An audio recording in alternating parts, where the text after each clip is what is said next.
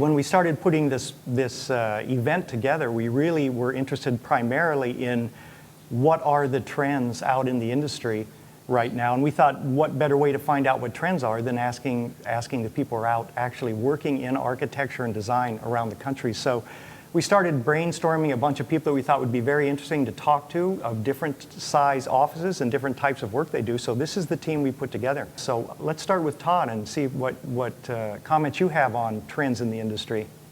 I've seen firsthand the move of architecture firms to diversify their things that they do.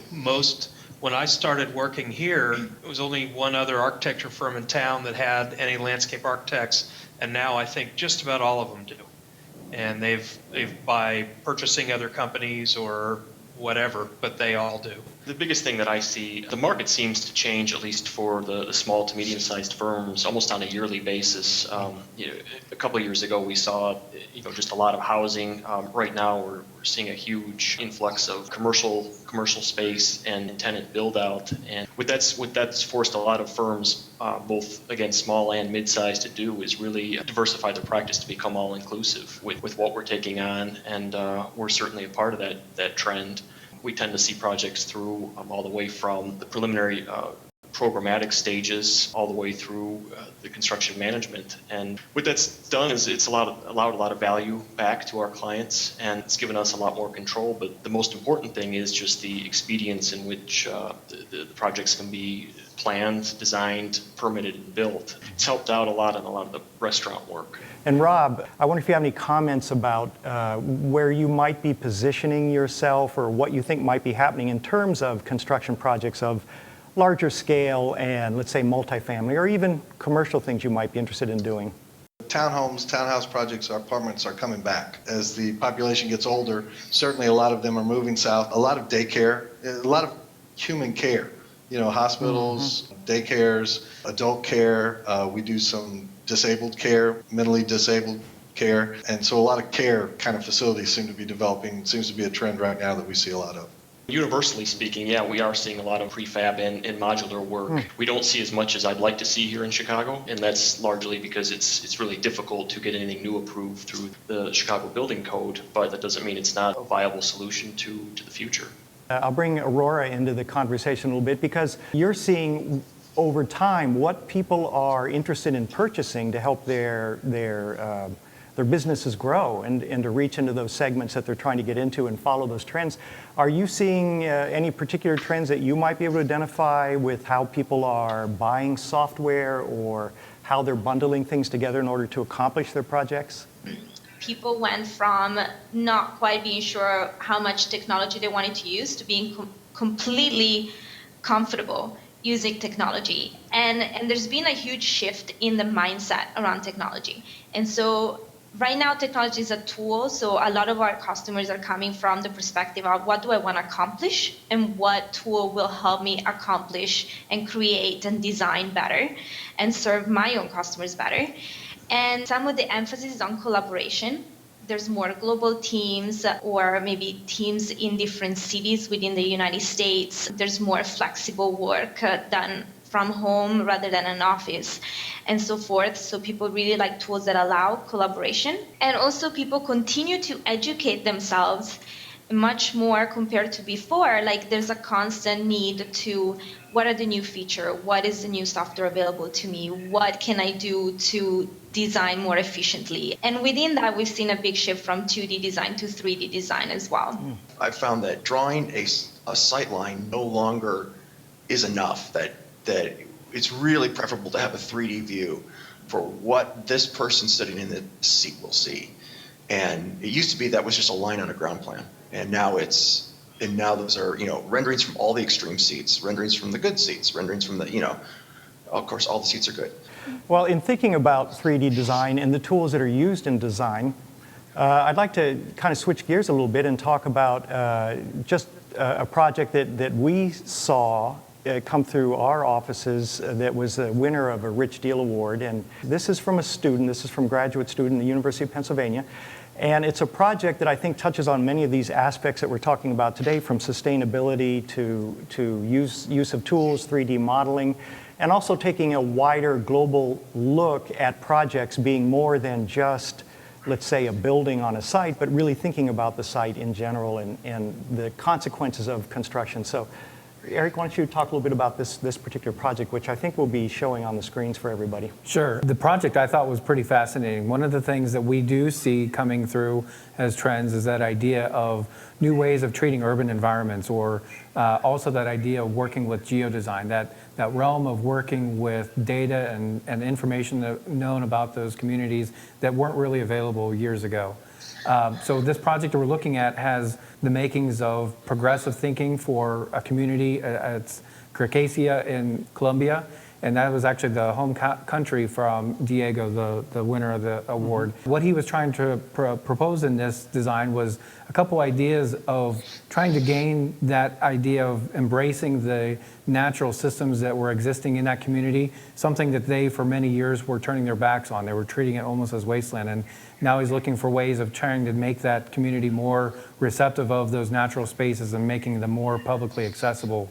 And speaking of accessibility, another thing that he tried to encourage in there was equality for land use, making sure that the land that's available in these communities are equally accessible by people no matter what class they're in.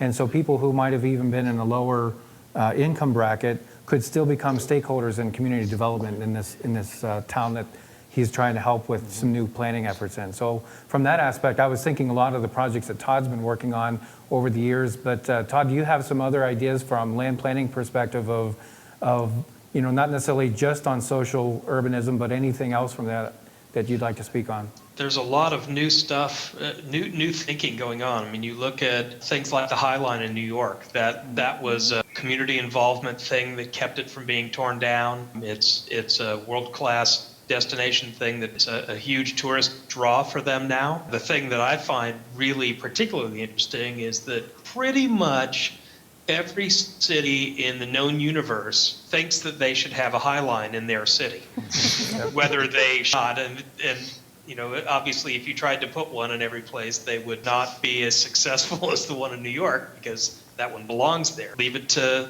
people to get inspired by something and want it.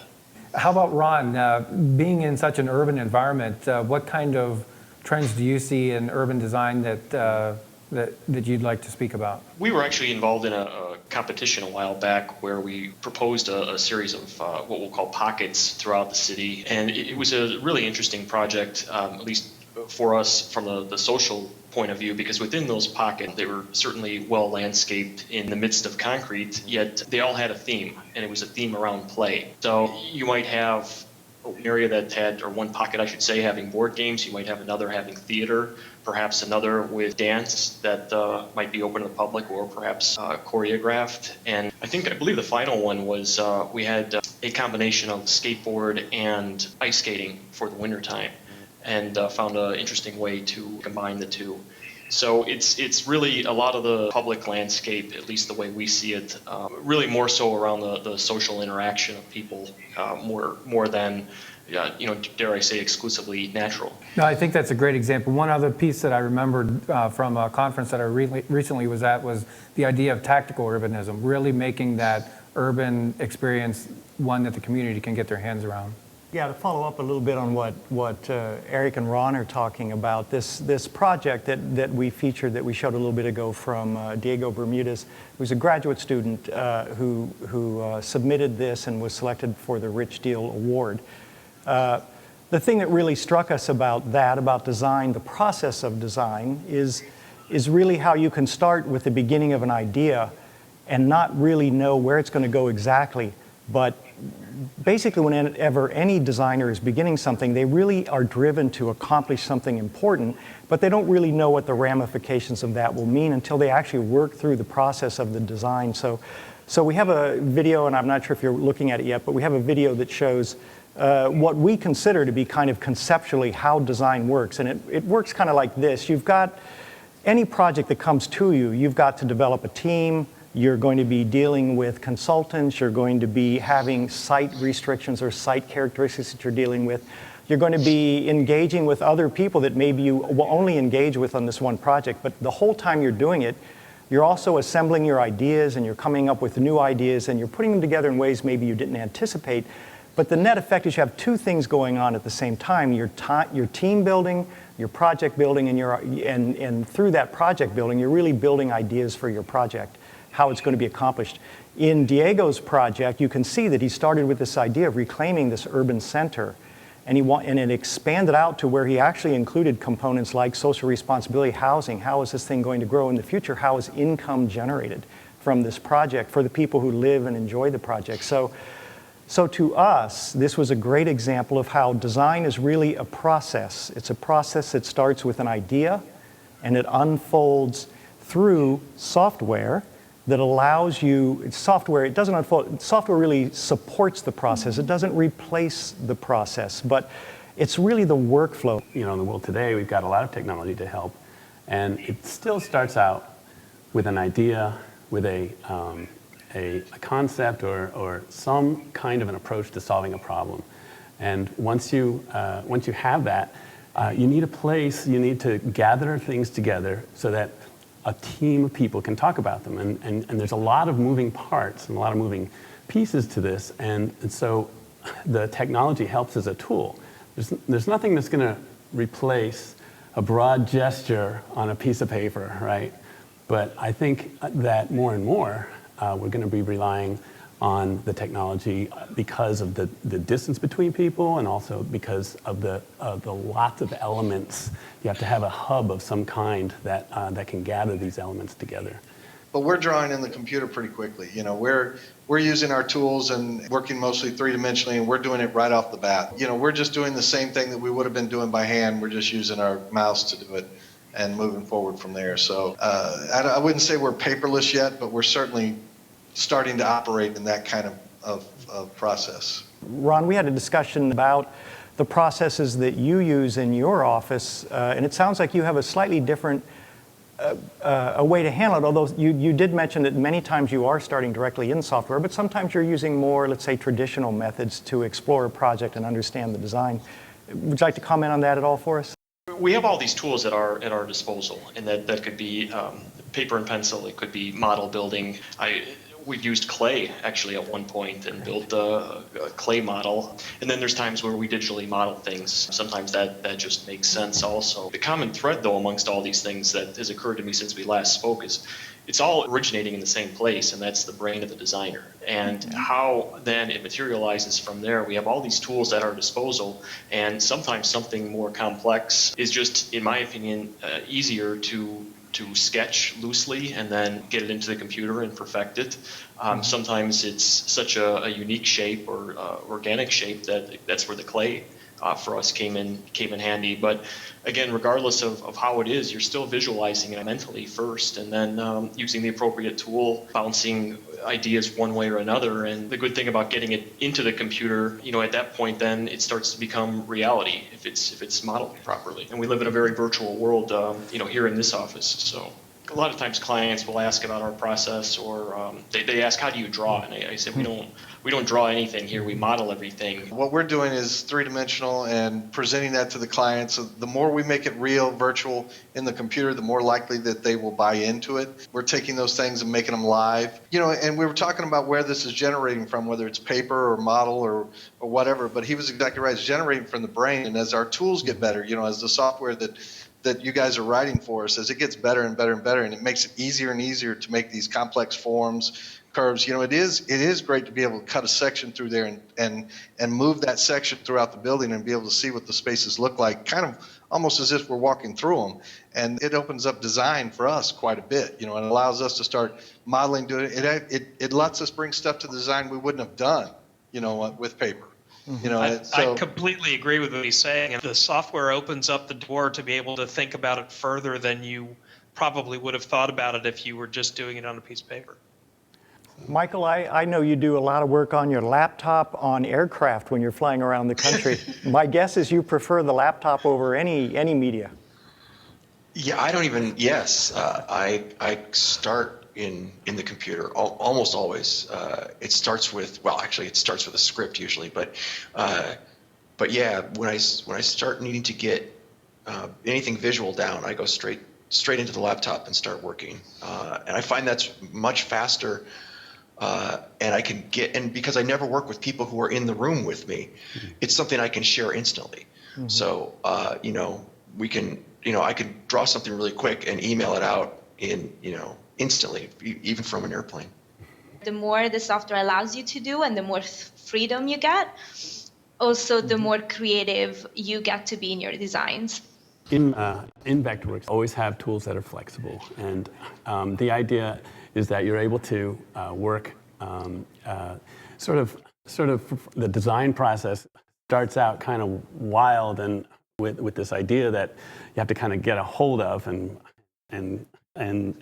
form into a solution, but then once you're on the road and getting to more of a solution, the idea is that the tools that that you're working with are able to adjust and adapt. A lot of times there's a problem that you're trying to solve, and then something happens in the middle, and I didn't think of that, or I need to I need to take this into account.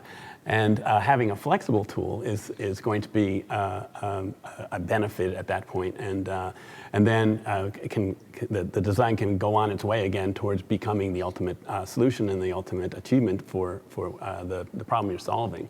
Rob's very passionate about the BIM workflows, and it's to the point where Rob has even developed presentations for contractors to try to educate contractors on what is the value of BIM. So, Rob, why don't you tell us a little bit about what you're doing in that? Well, yeah, we're spending a lot of time trying to educate both contractors and owners, because, the real benefit of BIM is the owner. The idea that he's going to get a better building, for the same or less money, better coordinated, in less time.